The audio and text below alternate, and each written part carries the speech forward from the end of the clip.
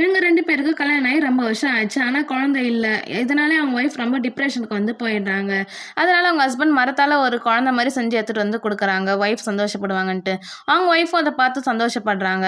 Night அவங்க பக்கத்துல வச்சுட்டு படுக்குறாங்க. திடீர்னு அந்த மரக்கட்ட குழந்தைக்கு வந்து உயிர் வந்துருச்சு. 2 பேரும் வந்து அம்மா, அப்பான்னு வந்து கூப்பிடுது. இவங்க 2 பேருமே வந்து சந்தோஷப்படுறாங்க. அது கடவுள் அருளால பெற்ற வந்த குழந்தை அப்படின்னு இவங்களுமே நெனச்சுக்கிறாங்க. திடீர்னு அந்த மரக்கட்ட பொம்மை வந்து எனக்கு தங்க காசு வேணும்னு கேட்குது. அவனும் வந்து 10 தங்க காசு எடுத்துட்டு போய் எனக்கு பழைய கத்தி ஒண்ணு வேணும்னு வந்து கேட்குறான். என்ன இவன் லூசு மாரி பழைய கத்தி கேட்குறான்ட்டு அவங்களும் வந்து தேடி கண்டுபிடிச்சு ஒரு பழைய கத்தி வந்து குடுக்குறாங்க.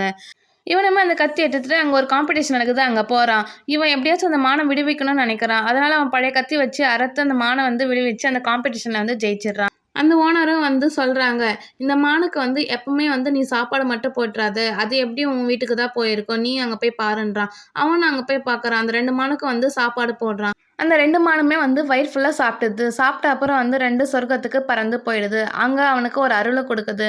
அவன் எத தொட்டாலும் நெனச்சது நடக்கும். ஒரு பக்கம் வந்து ஒயின் வர வைக்கிறான், ஒரு பக்கம் வந்து பால் வர வைக்கிறான். இத பார்த்து அவங்க அப்பாவும் ரொம்பவே சந்தோஷப்படுறாங்க.